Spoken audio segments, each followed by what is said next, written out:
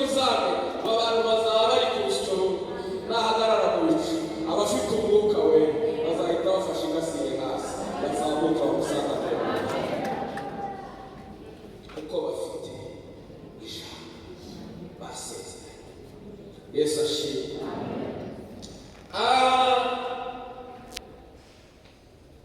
Ntibigarukiraho tuzamara imyaka 3 n'igice duhanagurwa amarira, 3 n'igice twinjire mu bukwe, tuve mu bukwe twize twimane nawe, tumara imyaka 1000 dukorana nawe, tugendana nawe, tubana nawe, tuvuga uko ibintu byagombaga kugenda.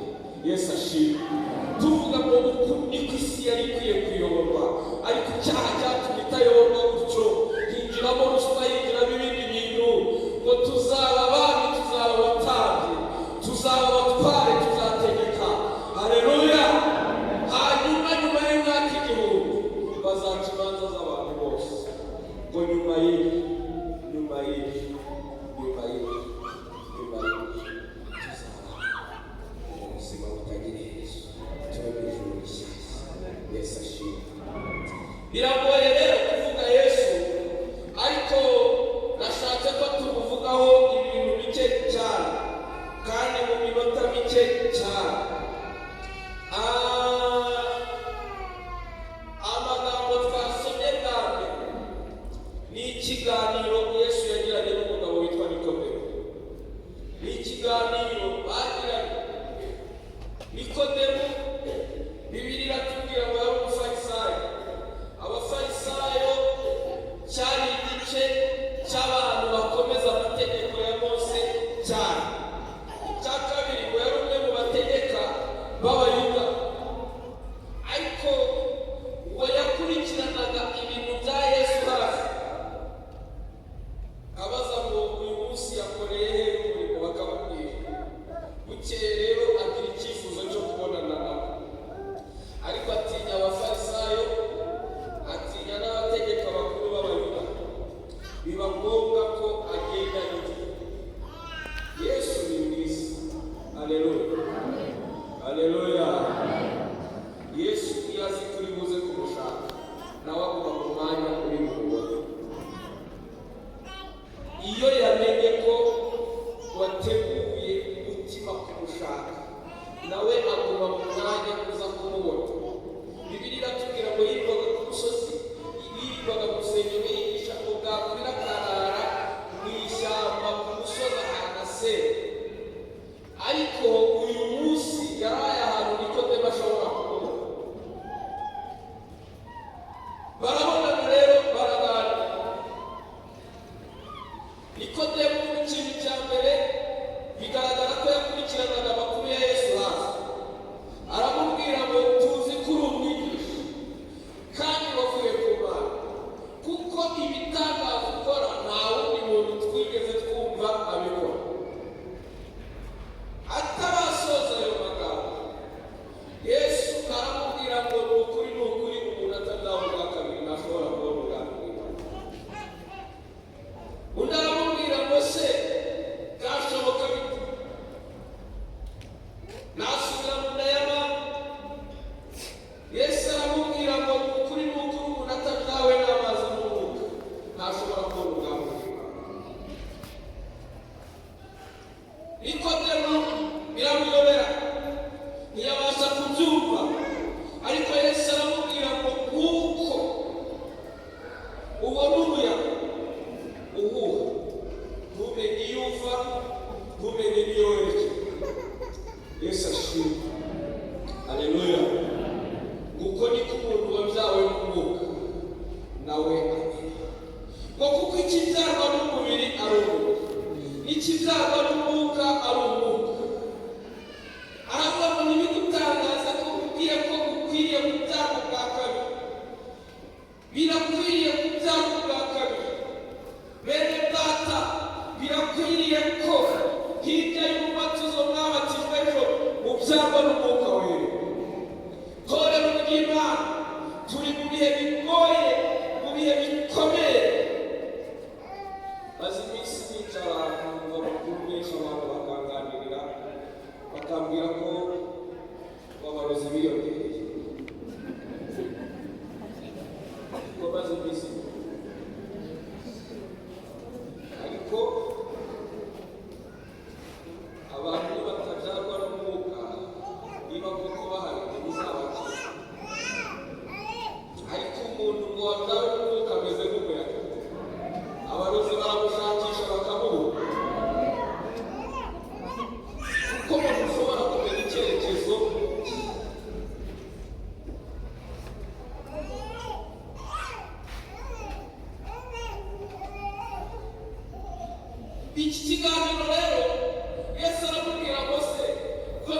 ndamubwiye nimubwira ndi kuvuga ibyo mu isi mubyumva umuyaga uba ku isi se nimubwira ibyo mu ijuru turabyumva ahubwo reka noneho njya mu mateka ugura umufarisayo yarayazi ngo nk'uko Mose yamanitse inzoka mu butayu uko niko umwana w'umuntu azamera uzamureba azakira uzanga kumureba azakira hanyuma rero ahita agera ku ijambo nashatse kubabwira arababwira ngo abwira Nikodemo aramubwira ngo rero reka nkubwire amakuru utaruzi Yesu ashimwe iyo usomye uyu murongo ugira ngo ni Yohana wawuvuze ntabwo uyu murongo wavuzwe na Yohana uyu murongo wavuzwe na Yesu awuvuga nk'uvuga undi muntu ariko ari muri bo yivuga abwira Nikodemo aramubwira ngo rero Nikodemo umubwire Imana yakunze abantu bari mu isi Imana yarabakunze Yesu nawe yajyaga bitekereza bikamurenga abwira Nikodemo ikintu atabwiye abigishwa be mujye gushaka Yesu azababwira ibintu hari n'ibyo azababwira natwe akatubwira hariya akibwira Nikodemo ikintu atigeze abwira intumwa aramubwira ngo reka muganire mubwire amakuru Imana yakunze abantu bari mu isi haleluya byatumye itanga umwana wayo ikirere ngo kugira ngo umuntu umwizera wese ahubwo ahabwe ubugingo buhoraho nashatse ko umuntu wateranye uyu munsi ataha avuga ngo Imana yakunze abantu bari mu isi Yesu ashimwe haleluya haleluya kandi abantu bahishuriwe uru rukundo ntabwo bifuje ko hagira ikindi kintu kirenzwaho Yesu akivuka umuntu wari wishuriye bwa mbere n'umusaza bita Simiyoni ngo amukubise amaso amuteruye ngo yumva ibintu byose bivuze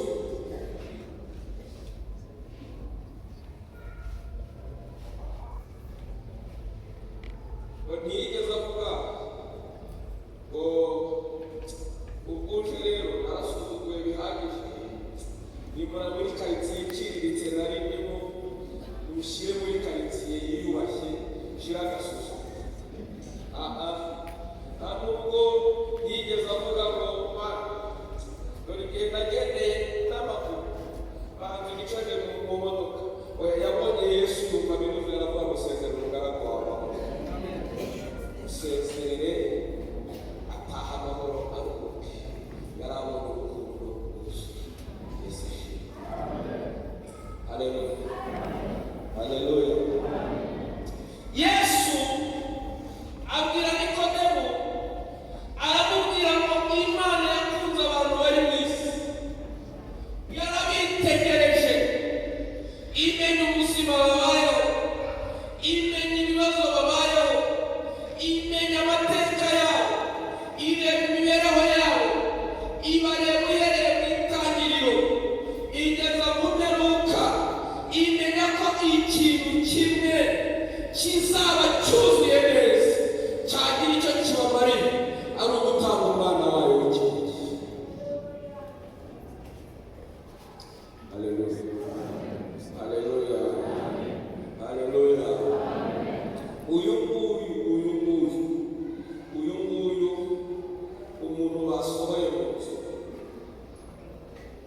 aramuhaza uyu nguyu umuntu ufite izabamo n'izakodesha ajya yumva icyuho ayo mazu ntamuhaze ariko uyu yakwinjiramo bikuzura neza agahaga kanini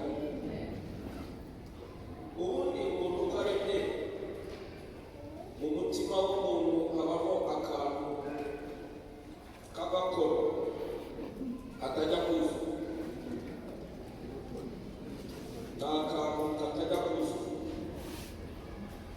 mwigisha umwe yaratubwiye ngo Salomo yashyizemo abagore 1000 banga gukwirwaho ashyiraho n'undi w'igihumbi n'umwe nabwo bikuva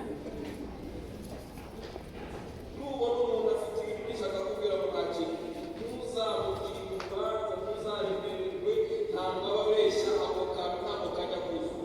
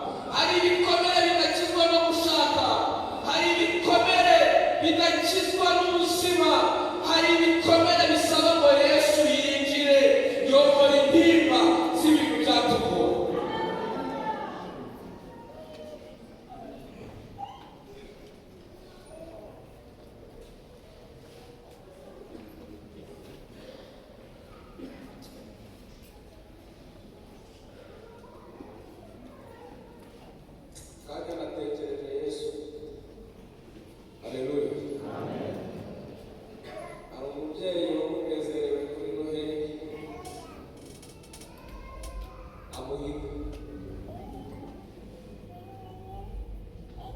Nakumva navuga ngo uyu munsi duhagarike iteraniro, umuntu ufite icyo yagabira Yesu akimugabira, akamubwira Yesu yaratubanye. Haleluya, haleluya, haleluya. Yesu yaratubaniye. Yesu ntamena amabanga, umubwira ibyawe byose, ntashobora kukwandarika ngo agende abibwire umuntu. Yesu niwe wenyine w'inshuti. Abantu baza bakaguteranya n'inshuti, ariko Yesu amenya byose. Nta muntu wamunteranyaho ntamuhemukire.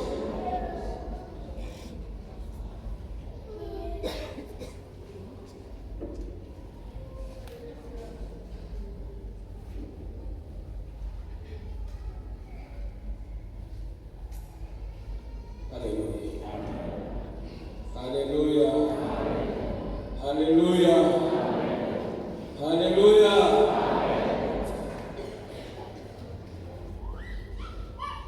Yesu aratabara.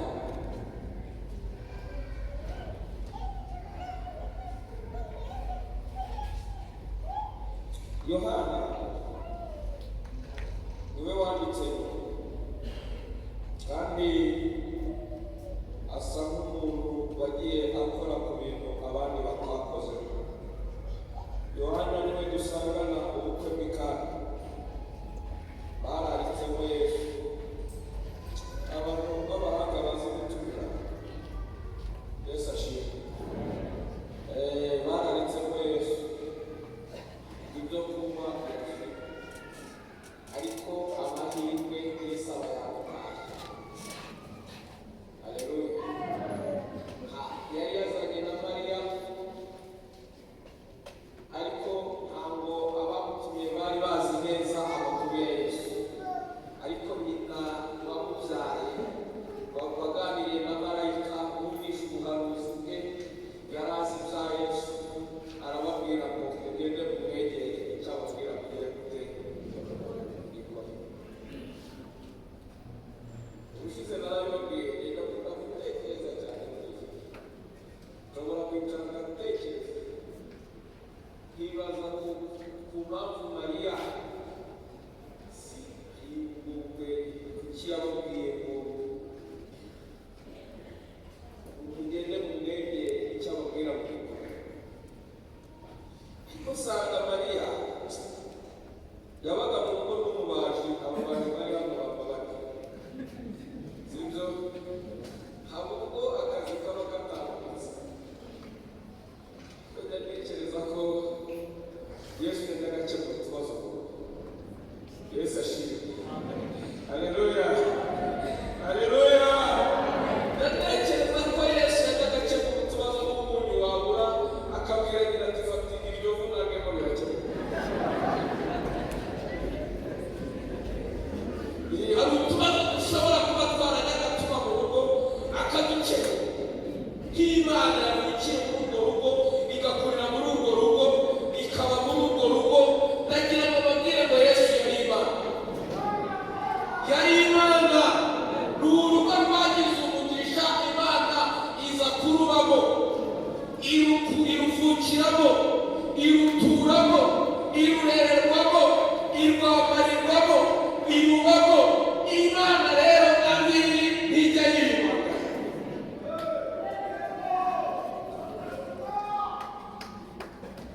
Baramwegera baramubwira ngo icyo kunywa cyashize. Aravuga ngo kuri kunyinjiza mu bintu igihe kitaragera, kuri gutuma nkora ibintu igihe kitaragera. Hari ibintu by'intango hasi, izo ntango ubundi bazikarabiragamo n'intoki. Bayinjiraga